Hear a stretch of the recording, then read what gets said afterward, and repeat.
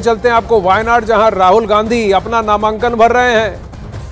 राहुल गांधी अब वहां मौजूद प्रेस के सामने अपना वायनाड से फिर से चुने जाने के लिए अपना नामांकन भर रहे हैं।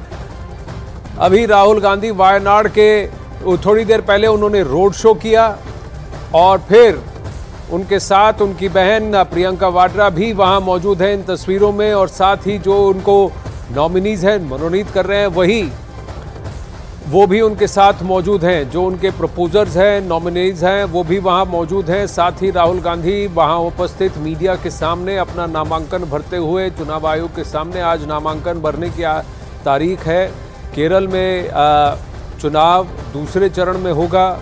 26 अप्रैल को केरल में चुनाव होगा, लेकिन उससे पहले अब वायनाड से चुने जाने के लिए राहुल गांधी अपना नामांकन भरते हुए वायनाड से ही बीजेपी के स्टेट अध्यक्ष के सुरेंद्रन राहुल गांधी को चुनौती देंगे। वहीं लेफ्ट की तरफ से भी अपना उम्मीदवार खड़ा किया गया है। इस वक्त राहुल गांधी की उम्मीदवारी वायनाड से इस बात के लिए भी सुर्खियों में है कि कांग्रेस का साथ एसडीपीआई के साथ ये दावा किया जा रहा है। जिस एसडीपीआई की पुरजोर मुखालफत इन्होंने कांग्रेस पार्टी ने कर्नाटक में की थी और कहा था, और एसडीपीआई के खिलाफ इन्वेस्टिगेशन की भी बात की थी और उनके लिए काफ़ी कुछ कहा गया था कर्नाटक में कांग्रेस पार्टी द्वारा। उसी एसडीपीआई जो कि बैंड ऑर्गेनाइजेशन पीएफआई का पॉलिटिकल विंग है, उसके साथ साझेदारी कर केरल में, और वो भी वायनाड में, इस पर काफ़ी टिप्पणियां हो रही हैं और राजनीतिक विवाद हो रहा है।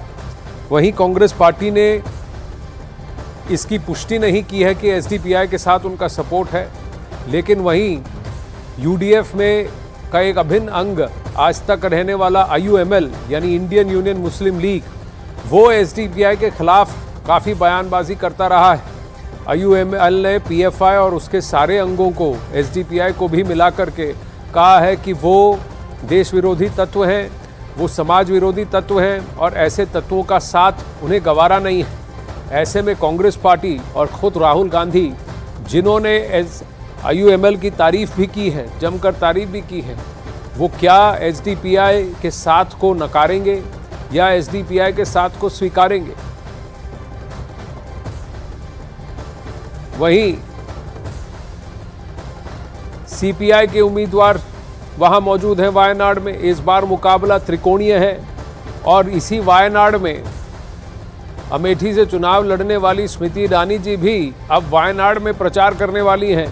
के सुरेंद्रन जो केरला बीजेपी के अध्यक्ष हैं, वो वायनाड से राहुल गांधी को चुनौती दे रहे हैं। राहुल गांधी काफ़ी अटकलें लगी थी कि वो शायद उत्तर प्रदेश लौटेंगे, अमेठी में फिर से लड़ेंगे, लेकिन अब तक सिर्फ उनकी उम्मीदवारी वायनाड से तय हुई है। वायनाड का वोट गणित कुछ इस तरह से कि नॉन हिंदू वोट करीब 51% हैं, मुस्लिम वोट, ईसाई वोट मिलाकर कुल जमा 51% वोट होते हैं। 49% रिकॉर्ड्स के तहत वहां वायनाड में हिंदू वोट है। पिछली बार राहुल गांधी को वायनाड से जीत हासिल हुई थी, लेकिन क्या अब की बार वो फिर वायनाड से सफल होंगे? क्या वायनाड राहुल गांधी को बतौर एमपी चुनकर वापस संसद भेजेगा? बहुत बड़ा प्रश्न है। 2019 में इन्हें 64% से ज़्यादा वोट राहुल गांधी को मिले थे, पर क्या यही बात यहाँ फिर से दोहराई जाएगी? अगर 64% वोटर्स लिस्ट में से जितने वोटर्स हैं उसमें से 64% वोट मिला है, यानी कि राहुल गांधी को क्रॉस समुदाय वोट मिला है, चाहे वो हिंदू समाज हो, मुस्लिम समाज हो, क्रिश्चियन समाज हो। केरल के राजनीतिक पटल पर अगर देखें तो उत्तरी केरल में मुस्लिम समुदाय ज़्यादा डोमिनेंट है। सेंट्रल केरला में यानी मध्य केरल में ईसाई समुदाय ज़्यादा डोमिनेंट है और दक्षिण केरला में हिंदू समुदाय ज़्यादा डोमिनेंट है। अरुण सिंह इस वक्त हमारे साथ जुड़ रहे हैं वायनाड से। अरुण, रोड शो पर कैसा असर था? क्या राहुल गांधी इस त्रिकोणीय फाइट में भी आगे रहेंगे? आज नामांकन भर रहे हैं अपना। देखिए आनंद, जब मैं आपसे बात कर रहा हूं तो मेरे पीछे जो बिल्डिंग है सिविल, उसमें वो अपना नामांकन दाखिल कर रहे हैं। उनके साथ प्रियंका गांधी भी हैं, केसी वेणुगोपाल संगठन महासचिव और रमेश चेन्निथल्ला, ये सारे लोग अंदर गए हैं और नामांकन दूसरी बार वायनाड से वो दाखिल कर रहे हैं। जो रोड शो उन्होंने किया उसमें कांग्रेस के कार्यकर्ता और मुस्लिम लीग के कार्यकर्ता शामिल थे। अच्छा खासा रोड शो था। बस सवाल ये है कि एनी राजा को लेफ्ट फ्रंट ने अपना उम्मीदवार यहाँ पर बनाया है। दोनों दल इंडिया गठबंधन में एक साथ हैं और कि अगर आप पश्चिम बंगाल की बात करें तो वहाँ एक तरह से सीट समझौता भी, अंडरस्टैंडिंग भी उनसे हो रही है। लेकिन एनी राजा का यह तर्क था कि राहुल गांधी कहीं से भी जीत सकते हैं, वो केरल के अलावा कर्नाटक से जीत सकते हैं, तेलंगाना से जीत सकते हैं, तो उनको वहाँ से लड़ना चाहिए, यहाँ छोड़ देना चाहिए। जबकि कांग्रेस ये कह रही कि 2009 से जब से ये सीट बनी है वायनाड, कांग्रेस का ही यहाँ पर लीडर जीतता रहा है और राहुल गांधी सिटिंग MP हैं, तो वो क्यों सीट छोड़ेंगे। और 4,31,000 का मार्जिन था पिछली बार, लगभग 4.5 लाख वोटों से वो जीते थे। कांग्रेस पार्टी यह दावा कर रही है कि मुकाबला भले आप दिलचस्प बता रहे हो, लेकिन जीतेंगे राहुल गांधी। कितने लाख का मार्जिन होगा, उनकी तरफ से 5 लाख का मार्जिन है, क्योंकि 1.5 लाख वोटर बढ़े भी हैं, तो उनकी उम्मीद है कि 5 लाख के आसपास की मार्जिन होगी। लेकिन इतना जरूर कहूंगा, पिछला चुनाव बहुत ही नीरस था, राहुल गांधी एक तरफा लड़ाई लड़ रहे थे। इस बार एनी राजा लेफ्ट की, चूंकि इस इलाके में पकड़ है, वो एनी राजा भी ठीक लड़ रही हैं और सुरेंद्रन भी अच्छा खासा लड़ेंगे। लेकिन मुश्किल ये है कि चूंकि ये पूरा जो इलाका है वायनाड का, अगर इसकी डेमोग्राफी देखें आप, वोटर्स देखें अगर आप, तो मुस्लिम वोटर्स की संख्या बहुत ज़्यादा है, 50% के आसपास। तो मुस्लिम वोटर्स चूंकि राहुल गांधी के साथ है, मुस्लिम लीग साथ है, तो राहुल गांधी को जीतने में कोई दिक्कत होती नजर नहीं आ रही है। लेकिन आनंद, ये चुनाव है, चुनाव में कभी भी कुछ भी हो जाता है, एक मुद्दा पूरी बाजी पलट देता है, लेकिन राहुल गांधी कंफर्टेबली जीत जाएंगे, ये पूरी कांग्रेस आश्वस्त है। पर इस बार कहीं ना कहीं क्या पिछली बार से ज्यादा मुकाबला कड़ा होगा? स्मृति ईरानी भी वायनाड पहुंच रही है, केरला बीजेपी के सुरेंद्रन अब लड़ रहे हैं, त्रिकोणीय फाइट है इस बार। और कहीं ना कहीं वायनाड से ये आवाजें भी निकल रही थी कि राहुल गांधी वहां भी गैर उपस्थित थे, गैर मौजूद थे पिछले 5 सालों में। देखिए, कांग्रेस तो कह रही है कि जब हाथियों ने हमला किया यहाँ के लोगों पर, तो राहुल गांधी भारत जोड़ो न्याय यात्रा छोड़कर आए, उनसे मिले। वो सवाल पूछ रहे हैं बाकी लोग कहां थे। वो कह रहे हैं जब बाढ़ आई तो राहुल गांधी आए, कोविड में राहुल गांधी आए, ये कांग्रेस कह रही है। विपक्षी आरोप लगा रहे हैं, जैसे सुरेंद्रन ने कहा कि राहुल गांधी राम मंदिर कब जाएंगे, वहां का दर्शन कब करेंगे। यहाँ पर 5 लाख जो लोग हैं राम भक्त हैं, उनकी इच्छा है कि राहुल गांधी जाएं, तो राहुल गांधी क्या जाएंगे, इस तरह के सवाल। देखिए, बीजेपी अपनी पिच पर खेल रही है, कांग्रेस अपनी पिच पर खेल रही है। चूंकि यहाँ पर मुस्लिम वोटर निर्णायक है, सेफ सीट है, राहुल गांधी के लिए जीतना आसान होगा। लेकिन पिछली बार की तरह एक तरफा मुकाबला नहीं, थोड़ी दिलचस्पी जरूर जगा दी है। लेफ्ट फ्रंट की जो उम्मीदवार है एनी राजा ने, वो मैं कल उनसे मिला था जाकर, उनका इंटरव्यू किया, गांव-गांव घूम रही हैं, छोटी-छोटी रैलियां निकाल रही हैं। सुरेंद्रन बहुत ही अच्छा बोलते हैं, हिंदी बोलते हैं, कन्विंसिंग कर रहे हैं, लोगों के बीच जा रहे हैं। तो पिछली बार की तरह नीरस मुकाबला नहीं है, मुकाबला दिलचस्प होगा। लेकिन कांग्रेस इस बात को लेकर आश्वस्त है कि जीत का मार्जिन थोड़ा बहुत ऊपर नीचे भले हो, लेकिन बहुत ही कंफर्टेबली राहुल गांधी जीतेंगे, उन लोगों का दावा है। लेकिन आनंद, मैं बार बार कह रहा हूं, चुनाव तो चुनाव होते हैं जी, चुनाव तो चुनाव होते हैं। लेकिन इस बार उनके साथ कौन कौन आया है और आज सुबह की रोड शो पे क्या ग्राउंड पर सेंटिमेंट आपको लगा? क्या लेफ्ट के मुखर जाने से और लेफ्ट के उम्मीदवार को खड़ा करने से क्या राहुल गांधी के लिए थोड़ी मुश्किलें होंगी? SDPI का साथ लेना ये भी कंट्रोवर्सी खड़ा कर रहा है, क्योंकि IUML कभी इसकी तरफदारी नहीं करेगा। IUML और SDPI एक दूसरे को एक बैल आंख नहीं सुहाते हैं। देखिए, जरूर आपकी जो बात कह रहे हैं उस पर अमित शाह ने भी हमला बोला था। ये मुद्दा यहाँ पर है, बीजेपी ये मुद्दा उठा भी रही है। लेकिन अगर आज की बात करूं मैं आपको, 2019 में जब नामांकन राहुल गांधी करने आए तब भी मैं यहां पर था, और आज की भी बात करूं तो 2019 में ज्यादा लोगों में इंथुजियाज्म था। चूंकि राहुल गांधी पहली बार यहां आ रहे थे, राहुल गांधी यहां से चुनाव लड़ रहे थे, उनका प्रतिनिधित्व कर रहे थे, तो उनको देखने के लिए, उनको सुनने के लिए बहुत ज्यादा लोग, मुझे याद है चारों तरफ सड़कें जो है पट गई थी।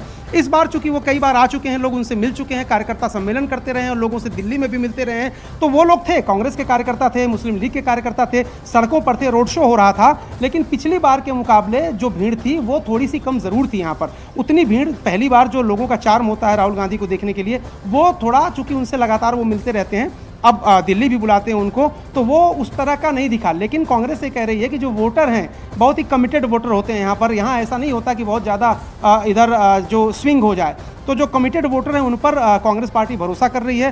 राहुल गांधी और प्रियंका गांधी ने एक बड़ा रोड शो किया, लगभग 2-2.5 किलोमीटर का रोड शो। दोनों तरफ लोग थे, सड़कों पर लोग थे, अपने छतों पर लोग थे, दुकानों से बाहर निकल के लोग उनसे बातचीत करने की कोशिश कर रहे थे। 2-3 जगह वो उतरे भी हैं। कुल मिलाकर के मैं आपसे ये कहूंगा कि राहुल गांधी यहाँ से, कांग्रेस से मान रही है और कांग्रेस से दावा कर रही है कि 5 लाख वोटों से जीतेंगे। 1.5 लाख वोटर बढ़े भी हैं, पिछली बार 4,31,000 का उनका मार्जिन था। आनंद, पिछली बार 4,31,000 का मार्जिन था, अब की बार कह रहे हैं कि करीब 70,000 वोट और जुड़ जाएंगे। 1.5 लाख वोटर बड़े हैं वायनाड में। लेकिन IUML की तरफ से कोई प्रतिक्रिया आई है? अगर IUML का वोट खिसक जाता है और IUML UDF छोड़कर LDF चला जाता है तो क्या राहुल गांधी की मुश्किलें बढ़ जाएंगी? देखिए आनंद, जहाँ तक मुस्लिम लीग का सवाल है, आईयूएमएल का सवाल है, यहाँ पर वो पूरी तरह से उनके कार्यकर्ता भी दिख रहे थे, उनके नेता भी दिख रहे थे, और वो वोटर जो हैं, मुस्लिम वोटर जो हैं, वो लेफ्ट फ्रंट के साथ जाने की बजाय जो मुस्लिम लीग कह रही, वो कह रही कि वो उनके परंपरागत वोटर, उन्होंने राहुल गांधी को सपोर्ट किया तो वो उनके साथ ही रहेंगे। अब एनी राजा उनके बीच कितना पहुंच पाती हैं, कितना सेंध लगा पाती हैं, क्या समीकरण बैठा पाती हैं, बड़ा सवाल है। लेकिन राहुल गांधी के मुकाबले एनी राजा का जो चेहरा, हालांकि काडर देखिए, लेफ्ट का काडर जो होता है चुपचाप काम करता है, लेफ्ट का काडर कमिटेड होता है और बहुत ज़्यादा पार्टी के लिए कमिटेड होता है वो। लेकिन एनी राजा को उम्मीदवार बनाया गया है, बहुत उसमें भी लेट हुआ है, बहुत पहले उनकी उम्मीदवारी नहीं घोषित हुई। राहुल गांधी 5 साल यहाँ काम कर रहे हैं। राहुल गांधी के मुकाबले उनका यहाँ पर तंत्र, उनके कार्यकर्ता, उनके नेता कितनी टक्कर देंगे, ये बड़ा सवाल है। लेकिन दूसरी बात ये भी है कि त्रिकोणीय मुकाबला होता दिख रहा है यहाँ पर। त्रिकोणीय मुकाबला होता दिख रहा है। ग्राउंड पर राहुल गांधी का आपने कितना सपोर्ट देखा? क्या पिछली बार से ज्यादा मजबूती से आएंगे? और राहुल गांधी का वायनाड से जीतना कांग्रेस के लिए कितना अहम है?